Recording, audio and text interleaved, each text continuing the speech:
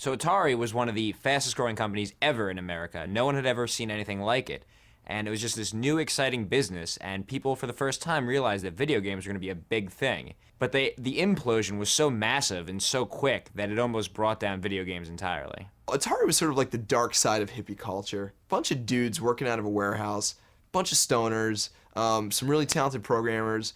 Come 1976, they were ready in production on the VCS, which would later be the Atari 2600. So Atari has this idea for a console with interchangeable cartridges, and they want to get it out on the market, but Fairchild Semiconductors, this other million-dollar company who's into semiconductors, obviously, put one out. And Atari sees it, and they say, we got to get out there now before this hits it big. This is our idea. So what they did was they went to Warner, and they said, hey, come in with us, buy out our company, and put some money in, and we can put out this thing, and we'll make a lot of money together. So Warner puts in like $30 million to buy the company. Then they put in like another $100 million to get this thing out on the market in time for the big holiday season. So ultimately, Atari selling themselves to Warner worked, because we've never heard of Channel F. But that sale and that success came at a price. Realistically, the hippie culture that permeated Atari wasn't conducive to making profits.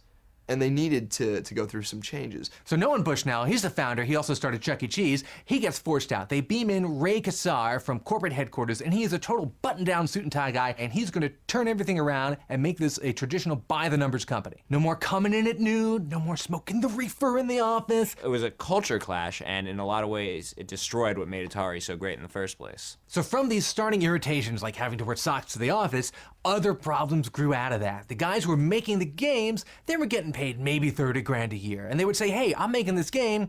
You just made $10 million off it. Can I get a little bonus? Can I get something extra? No, nothing. Kassar wouldn't let the people who made the games take any credit for their work. Like, their names weren't mentioned on the game anywhere. They were just basically programming monkeys, and, you know, the credit went to Atari. Game design at this point is maybe not appreciated as the art it is today.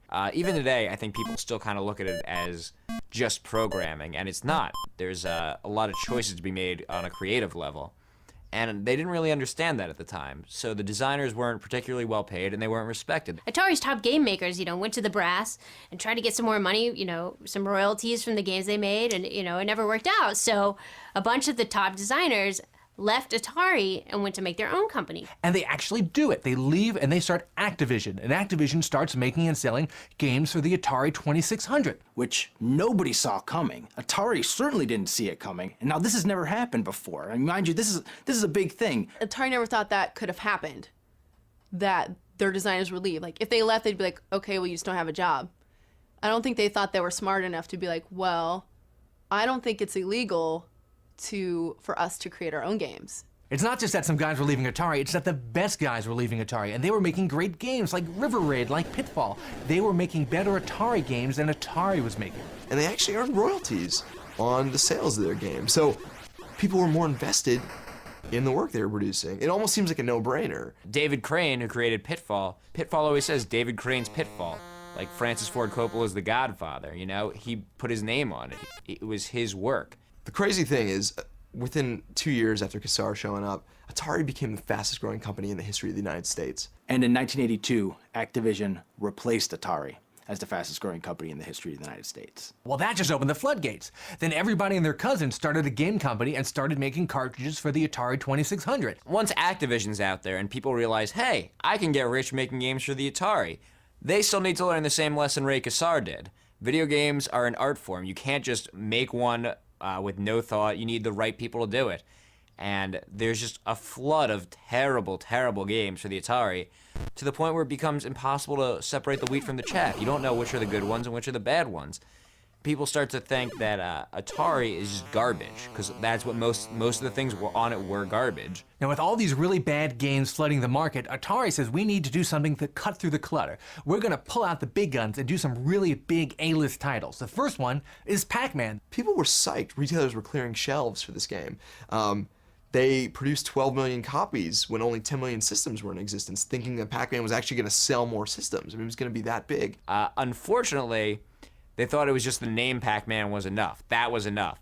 The product itself was not that good. It flickered, it had slowdown, it didn't even look like the arcade version. No, the sound effects were awful. Everything that they could have failed on this home Pac-Man, they did. So that was the first ace up the sleeve. That went, boom, nowhere. The second ace turned out to be the second nail in their coffin. That was E.T. the video game. When they decided to make the E.T. game, around June, July of '82, when they wanted the game to come out, Christmas of '82. Now this is a classic example of the artist versus the corporate guys. The corporate guys say, hey, we just signed a deal with Spielberg. We got to get an E.T. game out there. And the artists say, okay, we'll make a game. It'll take us 6 months. And the suits go, 6 months? F that. You got 6 weeks. We got to get this thing on the trucks and on the shelves so we don't miss a day of the holiday shopping season. It'd be insane if a movie producer bought the movie rights to a book and was like, we have to make a movie about this. We have 8 hours. You know, and that's basically what they did with E.T. So 6 weeks go by, and they end up with something. I don't know if you'd really call it a game, but it was on a cartridge, and it had something that looked a little like E.T., and he walked around and fell in some holes. But really, it was really one of the worst games of all time. The root of all these problems is just a lack of respect for the design of the games. And they look at them and they're like, moving blocks or moving blocks? What's the difference? They thought everyone has to have this game. But when the game's garbage, no one needs to have it. You know, it's just, they're basically selling a box with E.T. on it. Atari was left with more than 2 million unsold cartridges that were returned from retailers. They just dumped them in a landfill somewhere in New Mexico. So just like that, the golden age of Atari was over. They had lost the hearts and minds of the people. By the end of 1983, Atari had just completely tanked. Initially, they posted a $350 million loss. By the end of that year, grew to over $530 million. So Warner says, we got to get out of this business. This is killing us. So they break up the company, they sell different divisions off, and the Atari name bounces around for years, being bought and sold. Eventually it's bought by a French company. That's where it is today. And people don't realize that the Atari name they see today has nothing to do with the original Atari company. Somebody just bought the intellectual property rights to the name. You know, I guess the lesson of the whole story is just that it's just to look at video game design as an art form. It's not something you just put out in a factory. You need smart, creative people to do it. It's its own medium. That's a main rule of thumb when you have a company. Do not crap on your employees, because you make them unhappy, they're going to leave.